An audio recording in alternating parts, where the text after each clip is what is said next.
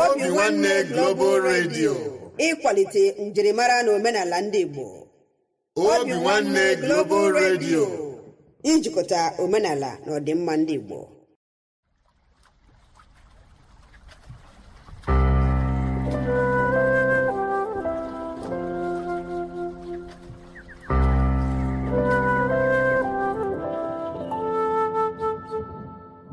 Obinwannem Igbo Global Cultural Movement Foundation. Our mission: to restore the honor and dignity of Igbo nation and its citizens. To restore the pride of Ndi Igbo through the re-establishment of our self-esteem in the true spirit of love and support for one another. To ensure that our past trials and tribulations are turned into a glorious future. To rebuild the strength of Ndi Igbo through her bond of unity. To ensure that Igbo nation reinvent herself and get back on track in order to regain her pride of place in the world. To reinvigorate the ingenuity of Ndi Igbo through self-rediscovery and self-actualizations. To see that no Igbo child or citizen is left behind in the grand scheme of things. Obinwannem Global Radio. Ịkwalite njirimara na omenala ndị Igbo. Obinwannem Global Radio. Ijikọta omenala na ọdịmma ndị Igbo.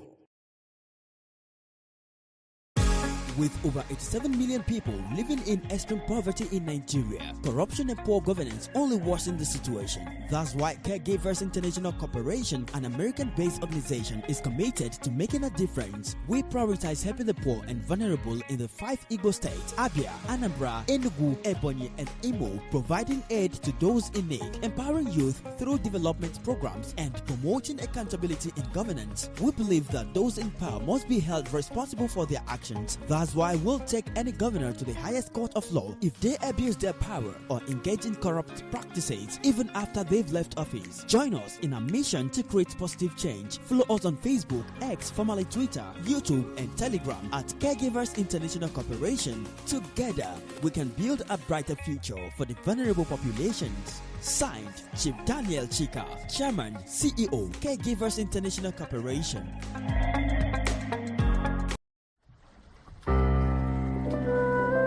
Obinwannem Global Radio, promoting the culture and traditions of Igbo nation. Obinwannem Global Radio, the unity of culture of Igbo nation.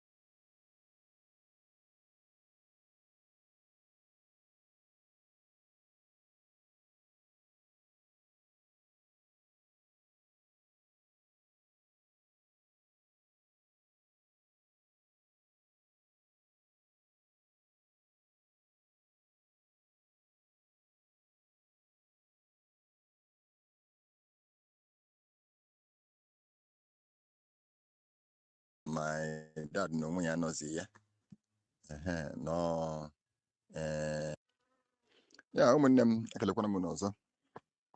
Ọ ka nwanne unu nwoke Maazị Ifeanyi Nwosu. Yes, Maazị nwoke. Imo State Director, Obinwannem, and also Supervisor, Obinwannem Ala Igbo. ana m ekele unu rinne na-ekele ụmụnne m niile ndị nke Abia, ndị nke Anambra, ndị nke Ebonyi steeti, ndị nke Enugu na ụmụnne m kwa n'ime Imo steeti. Ana m ekele onye ọbụla asị biko nke onye chiri ya zere, ma ndị nọ mba ofesi. Ana m ekele onye ọbụla asị biko nke onye chiri ya zere. Yes, o teela ndịrị olu m. Yes, ọ ka ihe si dapụta, mana m ga-akọtụ ya in brief because m kọwa ya ka o si dịrị. O nwere ike chi ga-ejikpọ m, and o nwere ike ịhụ ya gaa like ige because of ọ ga-eto ogologo so much, mana achọrọ m brief. Yes, my father dị ụmụnne abụọ, ndị nwoke abụọ na ofu nke nwaanyị anọzi ya. Yes, ofu nke nwoke kwa anọzi ya, my dad na onwe ya anọzi ya. Nọ apụkwa akpọchie isi chaa ngwebuo, tụ aka o si dị. I represent my father, while my father nwekwara ụmụ, mana most time ha nọ this country, ha nọcha mba ofesi. Yes, most time mma ha chọkwa ịlọta ya lọta, mana anyị nwa ka enyere key of that particular place ha bi. And that their house was the one-story building. That was a duplex, one-story building. And was a boys' quarter n'azụ ya. Yes, and the 80 tenants n'azụ ahụ. If I get the truth, as nne na nọ n'ụlọ, I am in charge of that house. Yes, I want a team mad. So, onye etiri last now. Onye nke etiri last now. Na boys' quarter ka ọ dị charge. Akpọpụkwara ya mmiri gwụkwa ya pọmpọ mmiri with the plant. Yes, ụgwọ ọkụ ya mekwa expire. Ha esikwa ebe ahụ send ego akwụọrị ụgwọ ọkụ. Kono whatever m si abịa. Yeah, at the end of the day, this person now no like 2 years plus. Yeah, but this time around now, the major house, which is that duplex now, one-story building, I want to give the key. Yeah, but it's not a place I naga often. No, I make a mother choice, but yeah, any information maybe when I get clean up, one day get clean here, yeah, to need for them to have a safe landing. Yes, so but at the end of the day now, this particular tenant now be there now. I go get the truth. And when he made there, all the unbelievable. I cut your shots. I bushara boom sumo. Oja pump million and Anna sometimes I quick what you go for ya pump million and million wula. So see na the whole compound.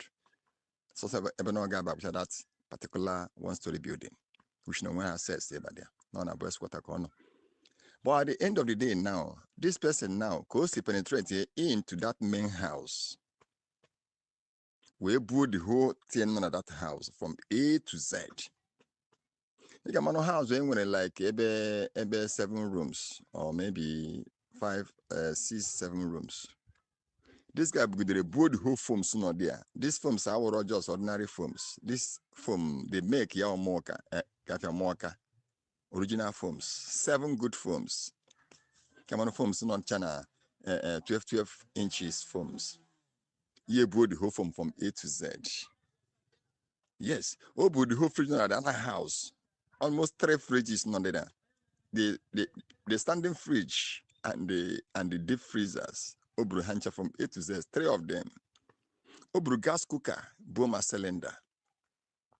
Obru even they plan the big gen eja pump here, mino obru yebu. Yes, Obru hancha nile. Even lose what the AC not at the house. Obru almost everything at the house from A to Z. That one is not enough. Window protectors. Oji chisel, kopota the whole windows protectors. Almost 14 of them. He like able pour from the house. The whole windows are this year protectorless. I mean, one of the kind of serious matter into all this one. So at the end of the day, now Obugrubo Masumo, which I said earlier, Iga Masumo bu 18 pipes inside. A bugidi, the sumo. Ebuku sumo. Yes, onye bikwa dia onye Igbo. Yes. So at the end of the day now, this person matches here, kwapo. mgbe ọ na-akwapụkwazi I still went there. We'll find out na hindo because na-akwapụ na ụmụ ihe o jikwa wee bịa. Yes, ụmụ akpakara jikwa bịa. Ụmụ kwara foams, old foams, ndị na-enweghị isi na ọdụ ya agapakwa na moto o ji na-apụ when I saw them going out. Yes. So maazị na nke na-akwapụzi ụtọ ọsị na adị onye nwe ụlọ ma ọ mị agwala ya na ha akpọ agbakpọrọ ọsị ya pụwa. Nsị ọ na-epụkwa nna ka onye ga-enyezikwanụ kii mba na ọ kwapụchazie ngwongwo ya dị akpọzie na fon maazị onye ọ ga-enye kii. Anyị maazị na-anọ m ya ọsị na uche agbagazi ebe ahụ achọrọ m ị na-akọt ya short but at the end of the day emechazie kwapụ. Mana when I go around the house I could not notice anything. The whole curtains was covered. Amam na protector niile pụrụ apụ na everything in that house pụrụ apụ. Ejikwana m key the main house wee gaa the particular time when information na ọ dị ka ọ na-akwapụ. So at the end of the day now, we let her notice when my junior brother now come back because the mom of the house seriously measure something na the house. The whole house was empty. The whole house was empty. I'm caught to a short so that now I'm going to pick her up from somewhere else. Yeah, here my story, all this one. You will get the truth. I'm going to na mmadụ gara si n'ọnụ agụpụta otu a na-aka o si dị.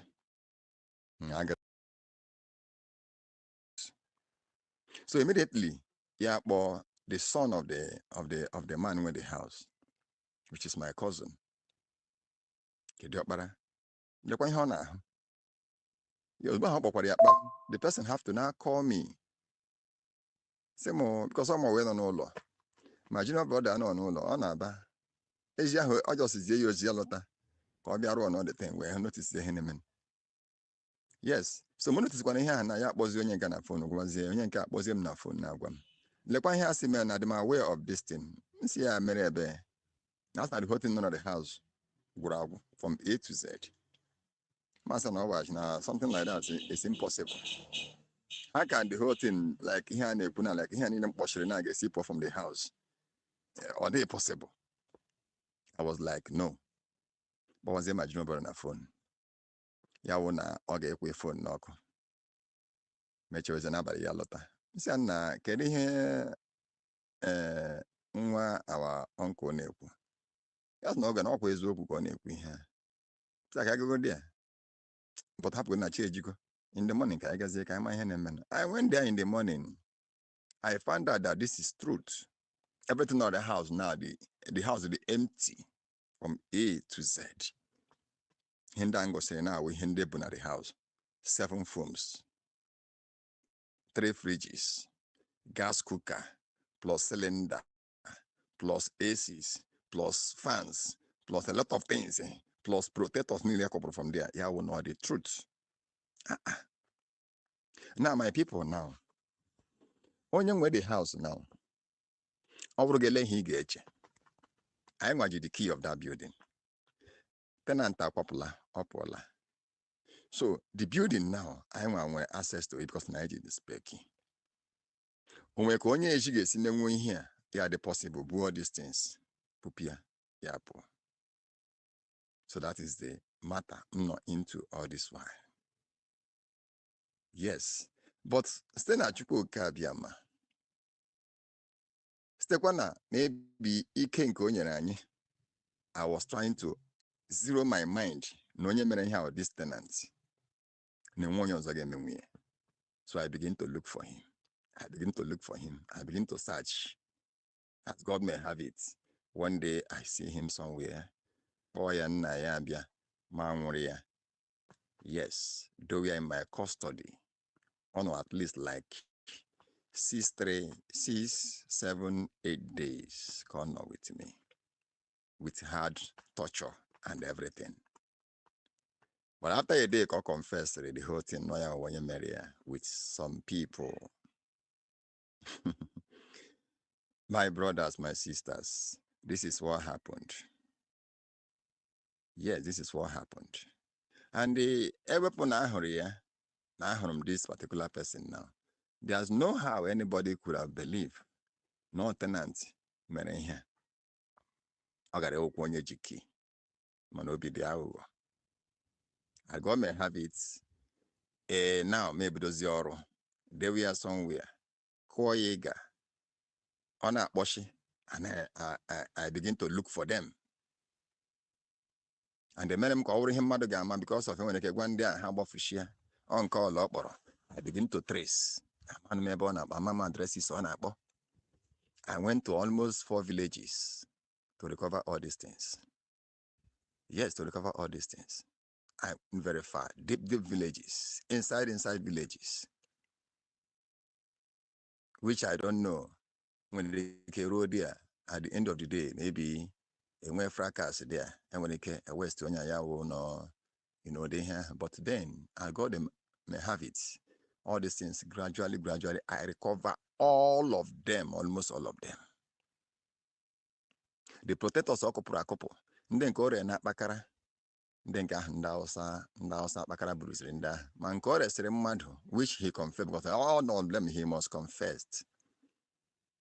Yes, but when you receive a torture, you will not have any reason not to say the truth. So finally, I recover almost all of them.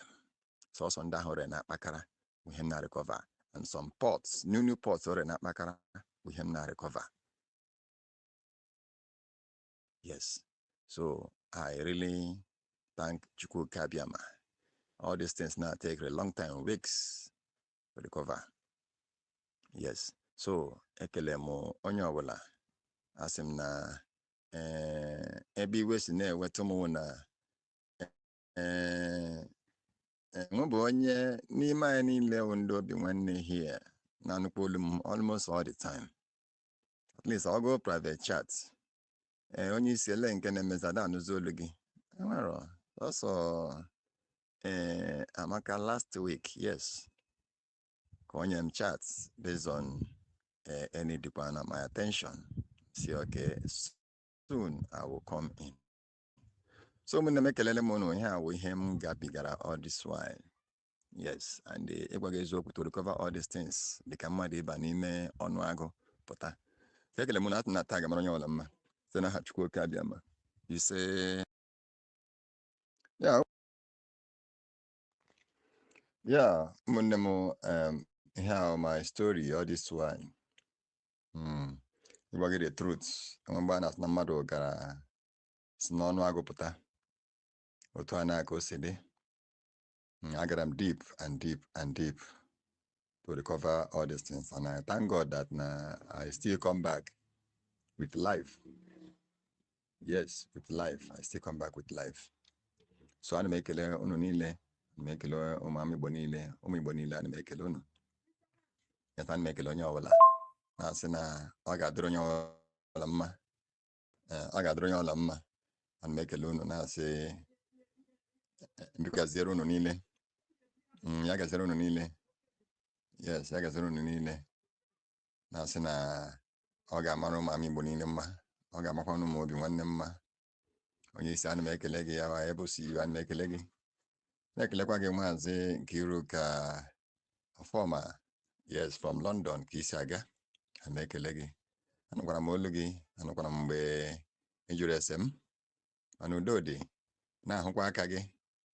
Yes, anuma hukwa akage. Masige deje. Yeah, deje. Henka wara hone me our monthly dues, as we said. And metikwa. Because I say, I was also on this group. Ndozo elebono. Ndozo elebono. Yes, elebono. Yeah, o kibodi makaneme. Yes, kibodi makaneme. Ana gana camp. I got some babu garog. Yes. Bikono. Do. Anamayo onya wala na sinu bikono. Ona hanaka obodo si kwuru now. Tigbo zogbo kamaka si ekwu ya. Yes, juru everywhere now. that trust adịghịzi n'ime anyị si ndị Igbo. Ị ga-ama na ebe itiri nwanne gị n'ụlọ ka o nwee shelter, mekwa things ya dị very easy for the person. Look at ụdị ihe mere ọkwa onye Igbo wụhụ onye Hausa mere ya. San masị bikonu dodonu ka atụwa na alụ ka a ga-esi mezie ala Igbo ka ọ dị mma. Ana ekele onye ọbụla. Chiagozie kwa ana m ekelekwa gị. Ana m ekele unu niile. Ụmụ Igbo niile ana m ekele unu. Yes, ana m ekele onye ọbụla. Ndị nọ Libya, ndị nọ Amerịka, ndị n'ebe ọbụla ha nọ. Ana m asị unu biko nara na-ekele n'ụzọ pụrụ iche. Na-ekele unu niile na-asị ka taa makwara onye ọbụla mma o. Ise. Obinwanne ofu obi. Obinwanne ofu obi. Ofu obi ka ije eje, ofu obi ka ije enwe mmeri. Hey! Supervisor, Chairman Ama Igbo Gburugburu ọ ife bụ. Ngwoke bụ Chairman Business Strategy. Hey! Ekene m obi atọ bụkwa m mmalikwe nni taa, mmalizikwe nni ọzọ echi. Hey! Gịnị do? Hey! Ọ gịnị? Nwanne m o. Nwanne m o. Maazị nwoke m. Hey! Nna Hey! Nwanne m nnọọ. Nwanne m nnọọ. Nwanne m nnọọ. Nwanne m nnọọ. Nwanne m nnọọ. Hey! Ewo, arụ m niile na ya arụ m niile dị m ka onye hey Chineke. Ezigbo mmadụ amaka, nwanne amaka o. Hey! Obinwanne o. Hey! Nwanne m nnọọ o.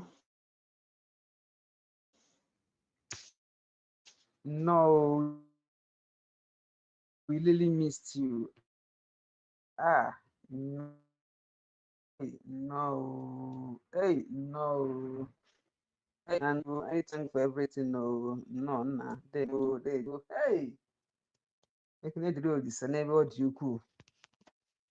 Hey, no. Hey.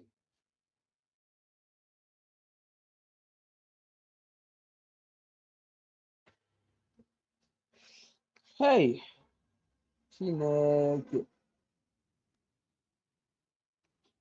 Na ife na-emekwa n'ụwa nke a o. Kedu na ihe batara ụmụ Igbo n'ime? Isi na ihe nyere mmadụ, isi na ife onye nyere aka, isi na ịma nyere ya aka.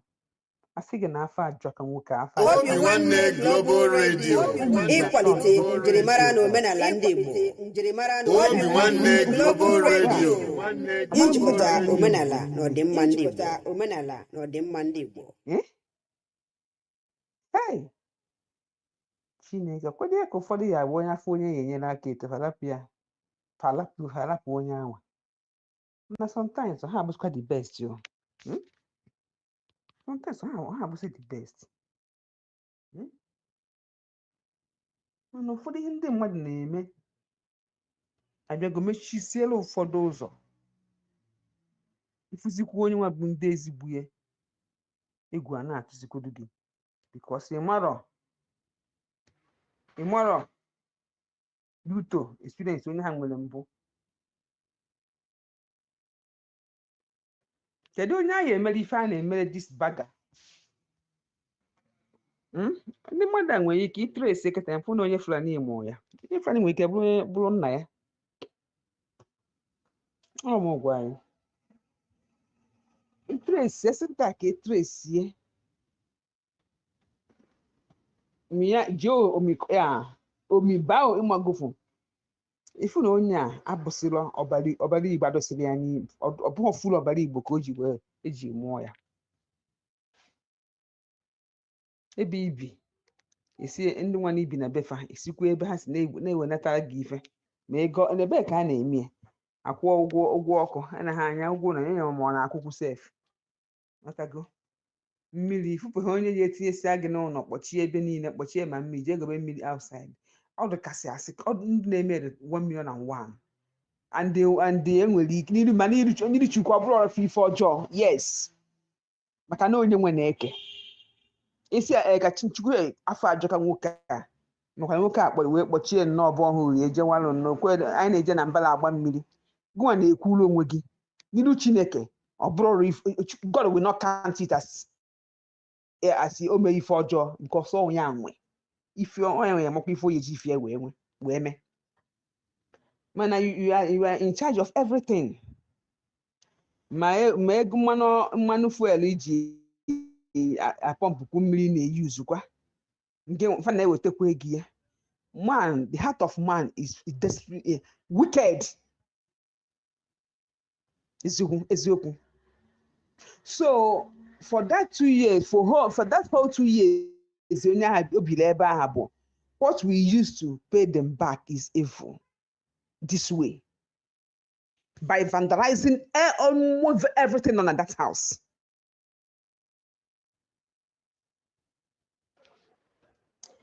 Anyway, nke anyị na-ekwu na ọ bụ na discover afa na gasị na ọnụ nwabala ebe anwa. Ọ bụrụkwa eziokwu, ọ bụrụkwa n'ụbala ebe anwa. Nwego m experience ife anwa. Ọ bụrụ onwe gasị na ọnụ jiki, ọ bụrụ eziokwu. Unu jikwu kupukwuo protectors niile wee banye ebe unu jiki. A na-ata ụdịka afọ ahụ ata. When I malake to the car farmer. From first no more jiki, mepe ụzọ aha. Onye ụdịka ife ha nọ n'ime, ajife nọ n'ime. Mmepe ebukọ m ife jele kpọchikwa ụzọ. Ndị na-eme ya karịrị akarị. Ịjụọ ya ọ na-aga, ọkwa ya mebie. So ọ bụrụ na ụnụ afụrọ ndị anwa. Nwere ka ga-esi wee na-appoint ụnụ appoint fingers on you people na ọnụ merie. For the fact na ebupụ that n'ebe na Windows ka esi wee baa na fejron spay na ọnụ bụ onye jiki ọrịa nke duplex anwa good. Fa wee sizie na window wepụsie the whole wee banye ebe a ka esi wepụsi ife niile ahụ. Ọ bụ ofu onye ebuli ọ bụ mmadụ na bụ mmadụ eto fa ka nkụ wee buye na okay, we for the heart of man. Okay, we the heart of man. Not a good. After everything now, when she told neighbor on again, you know, mana still, what do very, what do pampa, what very important. Now you think your mother know now. Now that's boys' quarters, quarter. That boys' quarters, can them come out the bill eba when they compound anya. On a night, you take one work rooms, sometimes on a quite fairly eba hakwa. I'm not one and the one on a queer. Egwu bakwa afọ anya. Because nwere ike after this thing na emesi kịta unu nwere ike si na na ama na-etinyezi mmadụ ebe a bụkwa ha bụ the best you. Unu ebiri ebe ahụ ebi ife ga-eme na ga-emekwa understand. Kama na ahịa emezi achọzi onye bụ mogofu aka nwere good ones. When we get make us na ezigbo mmadụ do echi. Okay, wherefore odekam obi mmadụ nwe. Onye bịara inyere aka. Just look at it. And I thank God for the boasted for your boasted. Now I'm if you now. Hey, imagine come on. One time on them don't me if you is you. I mean, he got a bone. I mean, if you go, it's like you.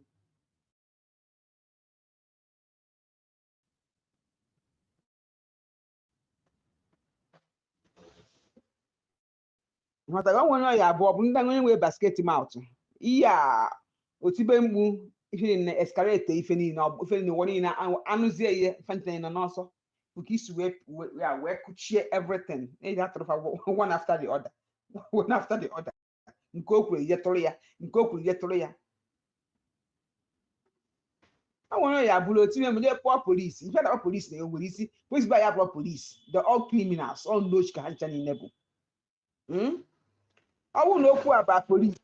I won't pay for it. I won't pay for it. If we find, we will not cover it. I find the police now. Look. Come on, let's hang here, boy, n'isi. The police will do now. Everybody want come, and Nigerian police are that had corrupt, one and corrupt. So I'm not having make us get police. I said now I did the police. I can't try no why. If you tell me make it, I make a in the police want to say. Nana make it you could dial.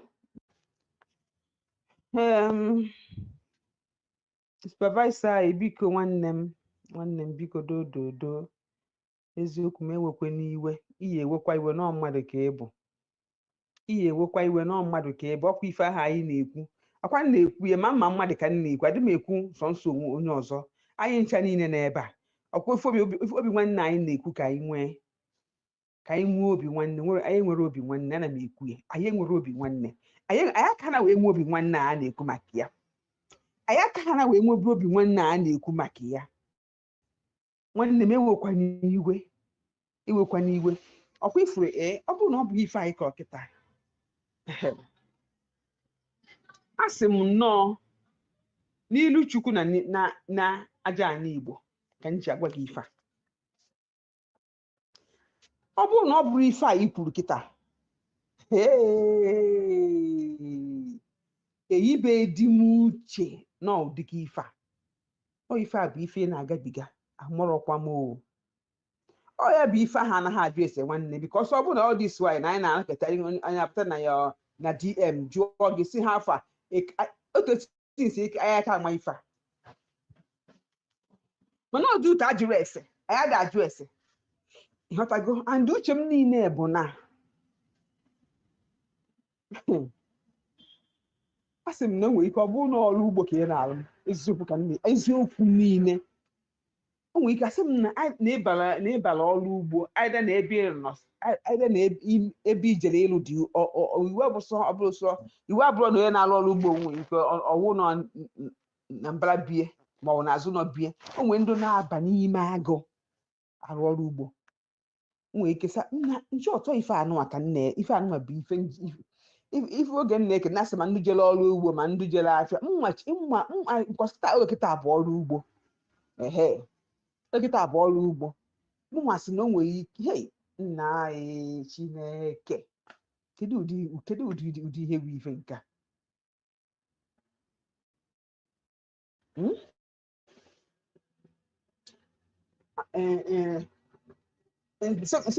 sikwa amanụ mmụọ dị ụtọ ife a anyị na-eme na Ama Igbo gburugburu onye na-azụ na nnọọ nalie na-asị ọ na-bụ ịmagofu ọ na-bụ ya ịmagofu isigodu ka ịnọ igodo na wọchigodo ịmagofu nwa I thought nkwu ya agwa ihu chemo ibe dị m n'uche o nwere ụdị ife dị ife a ka ị na-agabiga all this while o mebeghị 2 months ka ọ gịnị belum gị ka o tebero ọ dị ute gịnị anyị ada ajụ ese ma mma mmadụ ikwucha n'ife niile ikwuru ebe a bikos ọ bụrụ na anyị na-awụ na ndị nọ n'obi nwanne na-eje ajụ nwanne fa ịnụghị olu onye a ịchọ onye na-ata ata ebe ije jụọ ese especially not onye na-abụ onye anaghị efushọ n'ife o nwere ihe bụ na onye anaghị efushọ n'ife mgbe o ji wee sị ya ọbata nke akpata iche o nwere ike maga ama ife na-eme ịmagofu onwere ife iwu not even know natago dama onye ifu nọọ ya nwa na tụtụ ọbụla ọ ga-abịarịrị kwuo okwu otu ọbụla ọ ga-abịarịrị gosi na ya ifuru ya ifuru ha 2 days 1 week 2 weeks 1 month aya kwesịrị ịjụ ese ọ dị nna ka a na-eji ajụ ese ma arụ adịkwa something is strong onye esiri otu eme o nwere ike ọ bụrụ na onye na-efucha once mgbe nwa mgbe o ji wee sị ya ụdị nwe ihe na-asị na ọ ka o si anọ ewekwa ya na normal stay ya kwa hey nwanne m biko gbaalụ biko gbaalụ ibi sef ọ bụ sef na nke anụ onye ndu batara wee kwuo mago wee jụọ ese sị ka m bịa gwa gị nekwa ife na go bata ka mago uche m agakwa na ya I have to tell you the truth that is me for you I don't pretend kpakam muche ma yakwa na ịbịa asị na nwere ike ọ bụrụ na ị ka nwere ife ọ na tuti alụ me nwanne m biko gbaalụ nwanne m kene dịrị Olisa nna anyị gabigara ihe you really went yeah went through a lot man ihe niile victory is ours. You're welcome, my brother.